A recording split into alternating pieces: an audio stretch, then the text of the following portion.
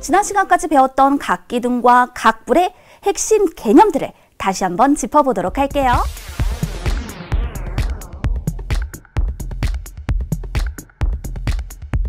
각기둥과 각불에 관련하여서 배웠던 내용을 이렇게 하나의 표에다가 정리를 해보려고 합니다. 자, 예를 들어 세모각기둥과 세모각불이 있습니다. 이때 밑면의 모양을 한번 구분해 볼까요? 밑면의 모양은요, 이 둘 다 세모각형이라고 이렇게 표현을 해주면 되겠습니다. 그러니까 밑면은 모두 다각형이더라. 그래서 이렇게 밑면의 모양을 살펴볼 수 있고요. 그럼 밑면의 수는 어때요? 각기둥은요? 어떤 각기둥이더라도 그 밑면의 수는 2개가 되고 각불은 밑면의 수가 언제나 1개가 되어야 한다. 그렇다면 옆면의 모양은 자, 각기둥이라면 옆면의 모양이 직사각형. 항상 그렇습니다. 그리고 각불이라면 옆면의 모양은 항상 이럴 때는 삼각형입니다. 라고 표현을 해줘야 하는 거죠. 자, 그 다음에 이 옆면의 수인데요. 각기둥에서 옆면의 수는요, 한 밑면의 변의 수와 같아요. 따라서 이때는 바로 세모개, 세모각기둥에서는 세모개가 되는구나. 그렇다면 세모각불에서는 밑면이 하나죠. 그래서 이럴 땐 밑면의 변의 수와 옆면의 수가 같습니다. 라고 얘기를 해요. 따라서 역시 세모개입니다. 라고 표현을 해주면 되는 거죠. 자, 이제 면의 수, 꼭지점의 수, 모서리의 수, 그러니까 각각의 입체 도형의 구성 요소의 수를 구하겠다라는 뜻이에요.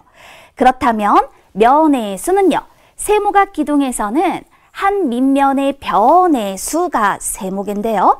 거기에다가 이만큼을 더해서 표현을 할 거예요. 면의 수를 이와 같이 구할 수 있구나. 세모각불에서 면의 수는요, 밑면의 변의 수에다가 1만큼을 더해서 구하게 됩니다. 그럼 이번엔 꼭지점의 수를 생각해 보도록 할게요. 세모각기둥의 꼭지점의 수는요, 한 밑면의 변의 수의 2를 곱하여 구할 수 있고요. 이때 세모각불에서의 꼭지점의 수는 밑면의 변의 수의 1을 더해서 구하게 되는 것이죠. 모서리의 수로 가볼게요. 이 둘을 비교해 두세요. 세모각기둥의 모서리의 수는요, 한 밑면의 변의 수의 3배로 구할 수 있고요. 그 다음 세모각불에서 이때 모서리의 수는요, 밑면의 변의 수의 2배로 구할 수 있게 되는 겁니다. 그래서 여기서 우리는 어떤 것들이 공통점인가라는 걸 생각해 볼 건데요. 세모각기둥이나 세모각불의 밑면의 모양을 보세요. 이건 둘 다 세모각형이라고 표현을 해주었죠? 이거는 공통점이에요. 그 다음에 또 어디에서? 그렇죠. 옆면의 수를 보니까 바로 이와 같이 세모각기둥과 세모각불의 옆면의 수가 같게 되는구나 라는 것을 알 수가 있어요. 특히 이 구성 요소의 수에 관련한 문제들이 굉장히 많이 출제가 되고 있습니다.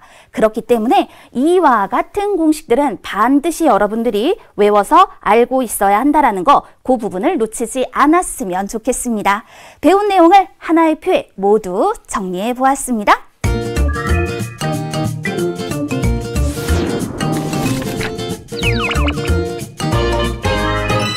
그럼 우리 본격적으로 단원 확인평가 문제 풀이에 도전을 해보도록 할게요. 먼저 각기둥을 보고 물음에 답하세요 라고 얘기를 했어요. 이거 각기둥이죠? 지금 보니까 이렇게 위와 아래에 있는 면이 서로 평행하고 합동인 다각형으로 이루어진 각기둥. 그런데 이때 밑면을 모두 찾아 써보세요 라고 얘기를 했잖아요. 여기서는 2개를 집중해서 봐야 돼요. 그게 뭐냐면 각기둥입니다 라는 것과 그 다음에 밑면을 보아야 합니다. 이 2개의 단어. 그럼 각기둥에서 밑면이라고 하는 것은 무엇을 말하는 걸까? 서로 평행한 2면을 우리는 각기둥에서 바로 밑면이라고 표현을 해주는 거죠. 그럼 밑면은 사각형이네요. 밑면을 모두 찾아 써보세요 라고 했으니까 먼저 면, 기역, 니은, 디귿, 리을. 기역, 니은, 디귿, 리을. 그리고 또 하나는요. 면, 미음, 비읍, 시옷, 이응 이렇게 표현을 해주면 되는 거예요. 근데 이 면을 쓸 때요, 친구들이 많이 질문을 하더라고요. 선생님, 면, 기역, 니은, 디귿, 리을이라고만 써야 합니까? 면, 니은, 디귿, 리을, 기역이라고 쓰면 안 됩니까? 이런 질문들 많이 하는데요.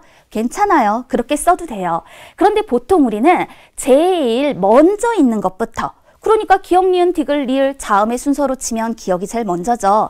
그래서 기역을 기준으로 해서 이와 같이 그 민면, 면, 기역, 니은, 디귿, 리을, 면, 미음, 비읍, 시옷, 이응 이와 같이 읽어 표현을 하게 되는 겁니다.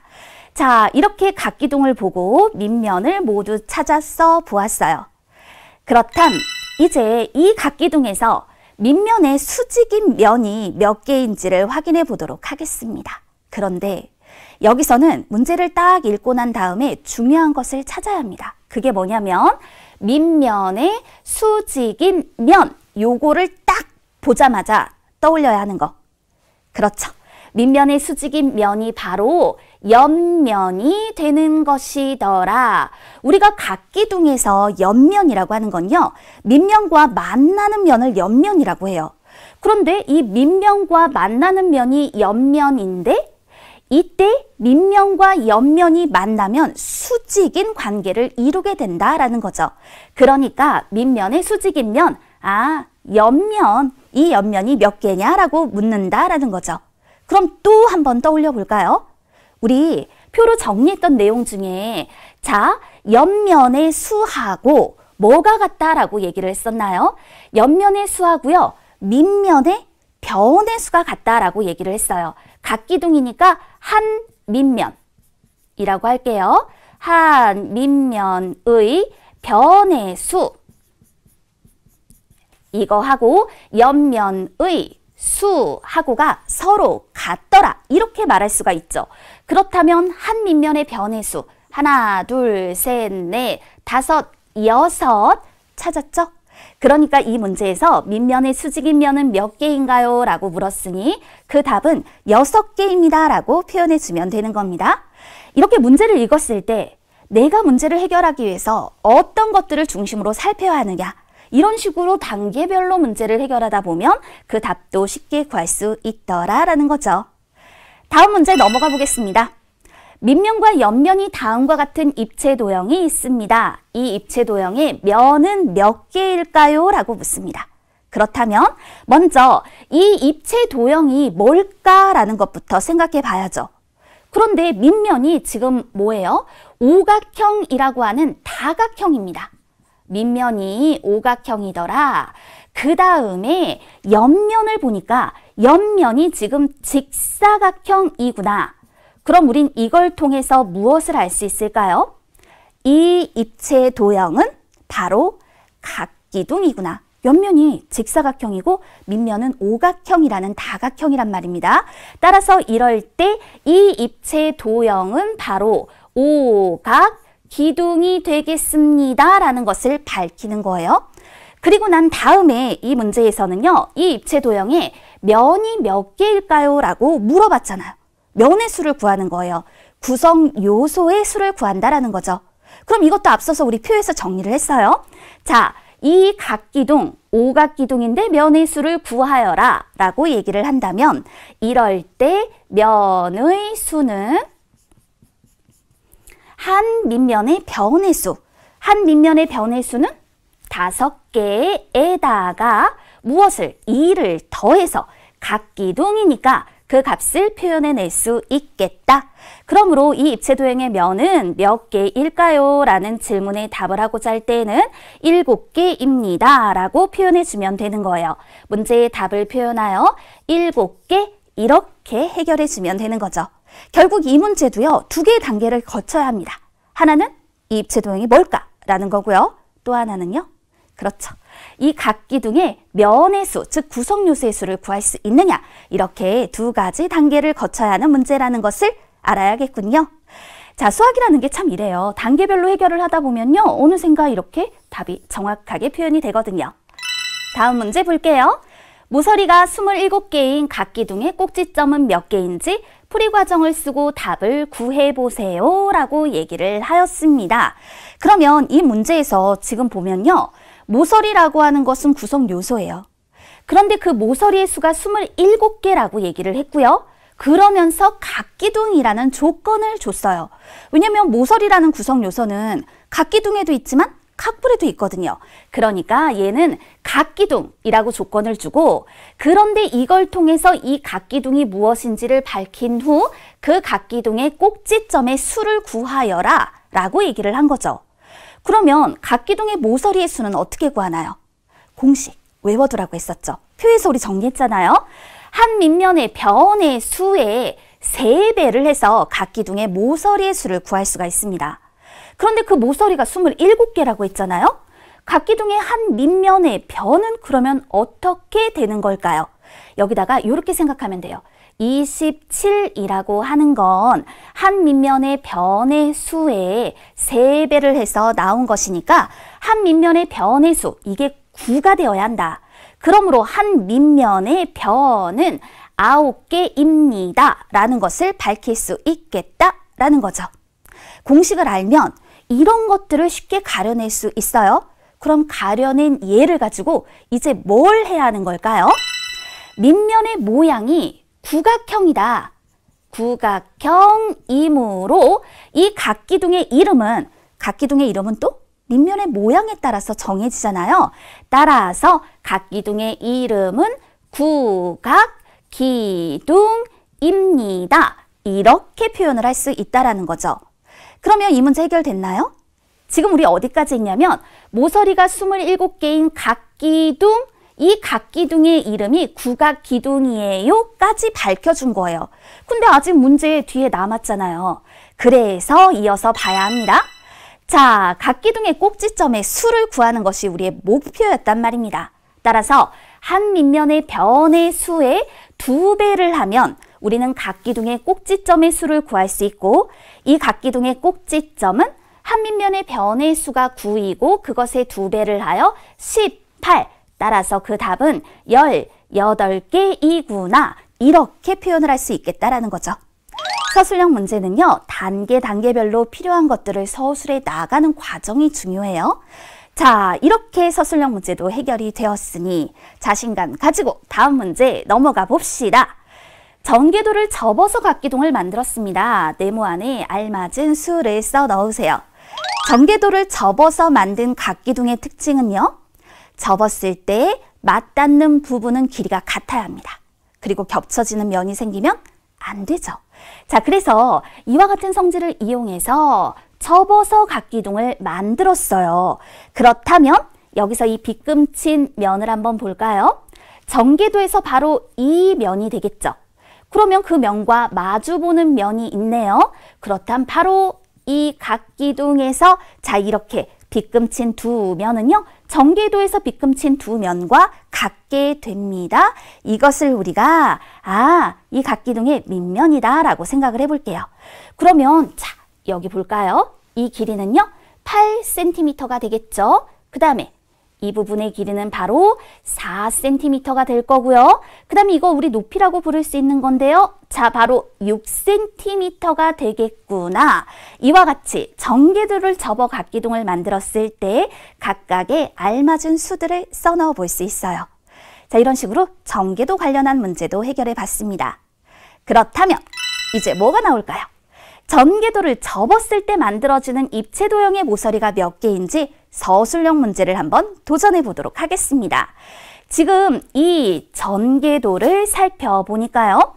빗금친 두 면은 오각형으로 어때요? 이거는 접었을 때 만들어지는 각기둥의 밑면이 될 거예요. 밑면의 모양이 오각형이니까 이거 오각기둥이겠죠?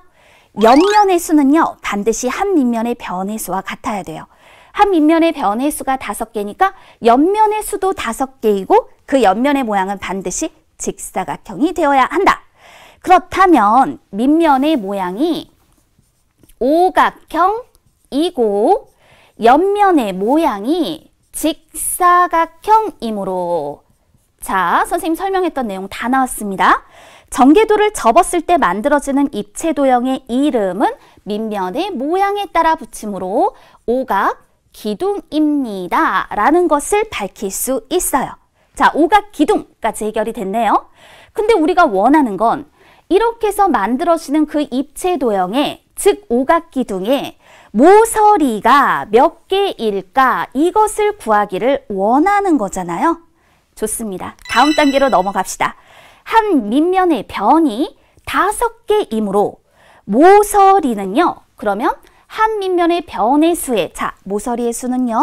각기둥이기 때문에 3배, 한 밑면의 변의 수의 3배를 하여 15개. 따라서 문제의 답이 15개입니다. 라고 표현이 되는 거예요.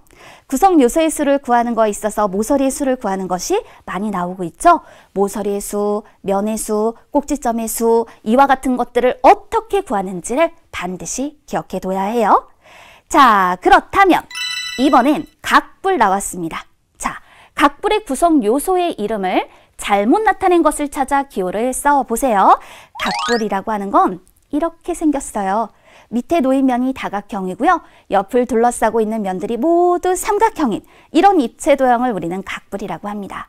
그러면 각불의 구성 요소 살펴볼게요.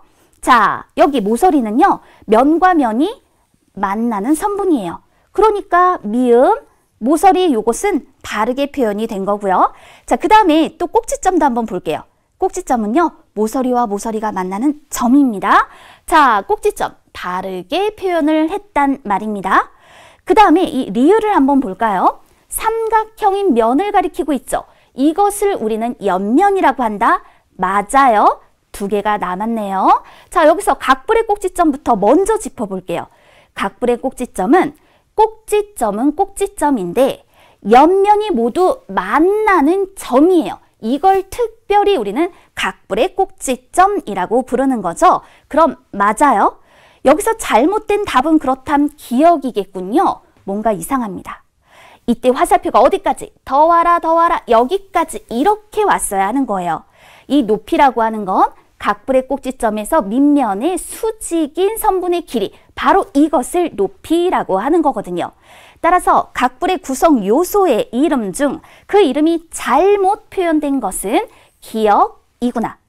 이런 문제가 나오면 먼저 이 구성 요소의 이름을 보면서 아, 이게 뭐였더라 라는 것을 머릿속에 먼저 그려야 합니다. 떠올려 봐야 합니다. 그래야 무엇이 틀렸는지를 정확하게 알 수 있게 되는 거예요. 문제 해결! 자, 이제 주어진 조건을 모두 만족하는 입체 도형의 이름을 한번 써보도록 하자고요.